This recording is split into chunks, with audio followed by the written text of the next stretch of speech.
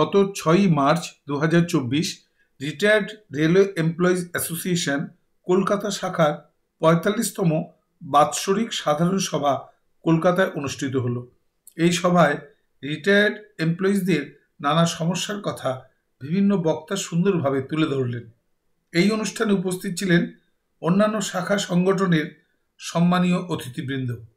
সেই অনুষ্ঠানের কিছু সুন্দর মুহূর্ত আপনাদের জন্য তুলে ধরলাম।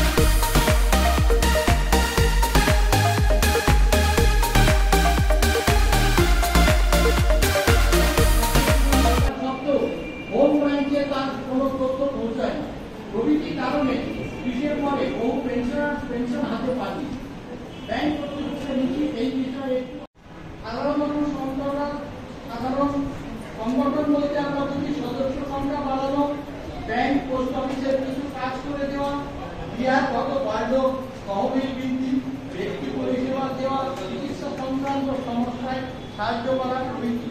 এগুলির প্রয়োজন আছে ঠিকই, তবে এগুলি সবই সাময়িক। সংগঠনকে শক্তিশালী ও পুষ্ট করতে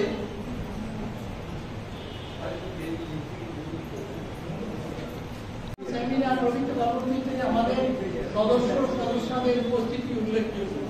উন্নত চিকিৎসা ও ওষুধ সরবরাহ নিয়ে এমডি বিআর সিং হাসপাতালের কাছে আমরা একটা ডেপুটেশন দিয়েছিলাম। সাময়িক কিছু বলেও আপনারা আমাদের কথা শুনে কিছু কিছু করেছেন। এরপরে ডিবিও